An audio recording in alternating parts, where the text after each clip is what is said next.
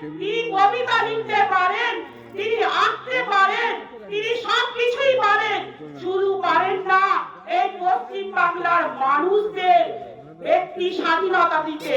তিনি পারেন না মেয়েদের সুরক্ষিত রাখতে। যেদিনকে এই পশ্চিম বাংলার মুখ্যমন্ত্রী মমতা ব্যানার্জিকে আমরা মুখ্যমন্ত্রীর আসনে বসিয়েছিলাম, আমরা আবার আপনার ভোট দিয়ে সেদিনকে আমরা ভেবেছিলাম এই পশ্চিম বাংলায় নারীরা বোধহয় সুরক্ষিত থাকবে। কিন্তু এই 15 বছরে এই দণ্ডায়মান প্রতাপ সিপিএম কে হারিয়ে যেদিনকে আমরা এই বাংলাকে মমতা ব্যানার্জির হাতে তুলে দিয়েছিলাম, সেই তুলে দিয়ে নিশ্চিত হয়ে থাকতে আমরা পারলাম না। আজকে আমরা দেখছি যে প্রতিনিয়ত আমরা ধর্ষিত হচ্ছি, আর ধর্ষিত হয়ে তিনি নারীদের প্রতি একটা রেড বেঁধে দিচ্ছে। তাই এই এখানকার মা বোনেদের কাছে আমার একান্ত আবেদন, আপনাদের যে নিজেদের সম্মানটা বজায় রাখার জন্য 2026-এ এই মমতা ব্যানার্জিকে গঙ্গাসাগরে বিসর্জন দিয়ে ভারতীয় জনতা পার্টিকে প্রতিষ্ঠিত করুন। আজকে যে দিন আসছে, আমরা কিন্তু হিন্দুরাও কিন্তু এখানে সেফ নয়। আমরা দেখছি বাংলাদেশে শুধু হিন্দুরাস নয়, আমরা আমাদের পশ্চিম বাংলাও হিন্দুদের কিন্তু একই অবস্থা।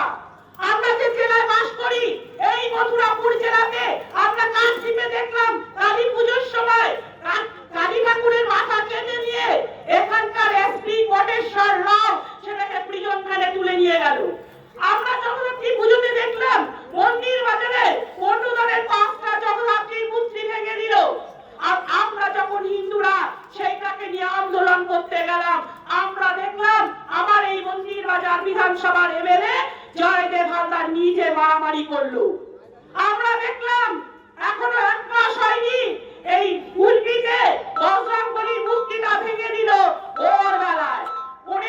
যুব ভারতী ক্রীড়াঙ্গনে যে মেসি এসেছিলেন, সেই মেসিকে নিয়ে যে ভয়াবহ নাটক আমরা দেখলাম, এই নাটকের অংশীদার কারা ছিল?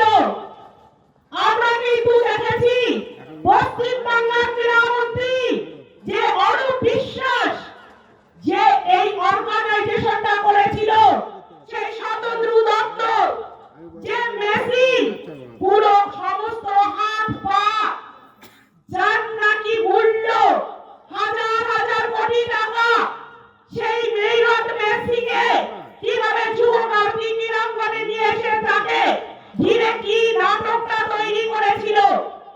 আর আমরা দেখেছিলাম, আমরা যে সমস্ত ক্রীড়াপ্রেমী মানুষ, সেই ক্রীড়াপ্রেমী মানুষরা হাজার টাকার টিকিট কেটে তারা কিন্তু অবশেষে মেসিকে দেখতে পেল না।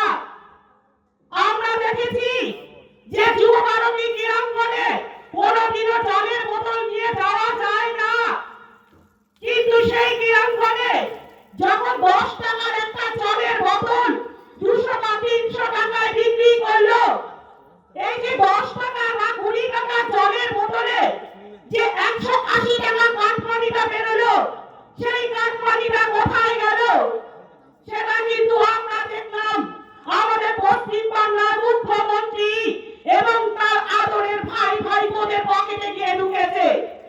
এবং তারা খুব একদম আদরের সঙ্গে ঘোষণা করলো যে সেই টাকাটা ফেরত দেওয়া হবে। কিন্তু আমি বলতে পারি একটা টাকাও কিন্তু সেই সমস্ত জনগণের কাছে ফেরত এলো না। আজকে যে বিধানসভায় আমরা দাঁড়িয়ে আছি, এই মন্দির বাজার বিধানসভায় 2021 সালের যে এমএলএ জয়দেব হালদার এক বিশাল ভোটে জয়লাভ করেছে, এবং গত যে 2024-এর লোকসভা নির্বাচন গেল, সেই লোকসভা নির্বাচনে এই মন্দির বাজার বিধানসভা 20,500 ভোটে বিজেপিকে হারিয়েছিল। আজকে